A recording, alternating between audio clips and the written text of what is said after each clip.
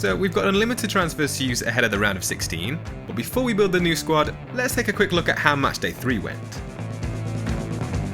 The decision to play the wildcard definitely backfired, with so many of the pre-wildcard team turning up. The likes of Lukaku, Depay, Wijnaldum, who seemingly had little to play for and were at risk of rotation. But there were some positives, and a score of 69 points wasn't terrible. 7 players in the wildcard team did get points on the board, and it was good to land the captaincy on Ivan Perisic for his goal and assist against Scotland. Xherdan Shaqiri was another highlight, with his brace against Turkey on day 1. DENZEL, DUMFRIES and Thomas Munier were 2 of the more frustrating picks, who saw their game time limited while both of their teams went on to keep clean sheets. Leaving Pau Torres on the bench proved just as frustrating. He was left out of the starting 11, presumably due to being on a yellow card, but came on for the last 20 minutes to snag a late assist. Having used both the Limitless and Wildcard chips, the task when building the round of 16 squad is a little more tricky. We've now got to try and predict which players will not only make it through this round, but will remain in the tournament beyond that, as we only get 3 transfers ahead of the quarterfinals. So with that being said, let's take a look at who makes the team. The first team I'm going to back to make it through the next 2 rounds are Italy, and I'll be selecting the maximum 4 players from Roberto Mancini's side. They've scored 7 goals, with only the Netherlands on more with 8, and they're one of only 2 teams who are yet to concede, the other being England. GIANLUIGI Donnarumma has had little to do between the sticks, making just 2 saves so far. Left back Leonardo Spinazzola has stood out amongst the back line. His 8 touches in the opposition's box can only be bettered by Insigne, Immobile and Berardi amongst teammates. And it was between those 3 names for the remaining spots. Domenico Berardi will be favoured to come back in at the right wing after being rotated against Wales, and at his price he's a great enabler. No teammate has created as many as his 6 chances. Reluctantly, it's Immobile who misses out, purely down to the fact that there are plenty of good forward options in the game and not as many in midfield.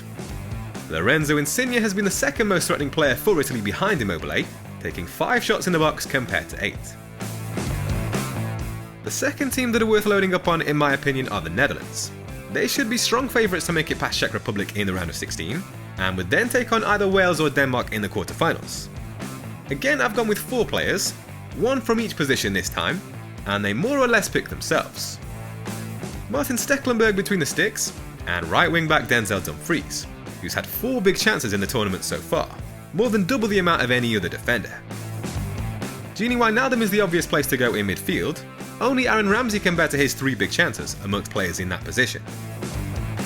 And of course it's talisman Memphis Depay who takes the final spot.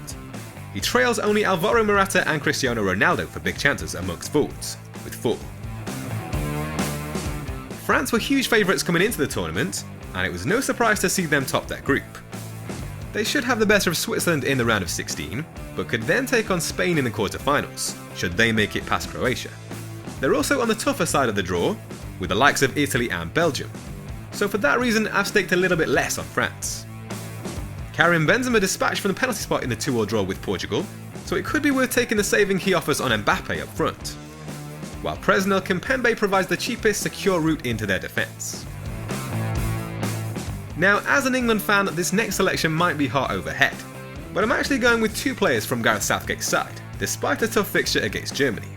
The reason being that side of the draw is much more favourable, so if they can just navigate this round of 16 tie, it looks like a great route to the final. But the same could be said for Germany, of course. Raheem Sterling has been their only goal scorer so far, and in addition to his 2 goals, he's also struck the woodwork, and ranks top amongst teammates for touches in the opposition's box. But it's a defence-first approach that has got England this far, with 3 out of 3 clean sheets in the group stage, so John Stones is the other player to make this draft. He's added goals to his game in recent months, and came agonisingly close with an effort that struck the woodwork against Scotland. Belgium have a tricky route to the final, taking on Portugal, and then it's likely to be Italy they face in the quarterfinals. But if they pull it off, it'll be down to Romelu Lukaku and Kevin De Bruyne, and it was easier to fit in the Man City midfielder. Gerard Moreno has picked up assists in the last 2 matches now, and looks to be a good enabler from Spain. While Joachim Mail deserves consideration following his goal against Russia. It was heartbreaking to see him score after selling him on the wildcard, but in fairness it had been coming. No defender has taken as many as his 20 touches in the opposition's box. As usual, the bench will be organised in terms of date, with Stekelenburg, Benzema, Sterling and Stones available to bring on later in the round. finally, we move on to the captaincy plan. It'll be between Lorenzo Insigne and Leonardo Spinazzola on day 1, with a more straightforward choice of Memphis Depay for day 2. Day 3 is likely to see Karim Benzema take over if needed, when France face Switzerland. And Raheem Sterling provides the option for a last chance saloon on day 4.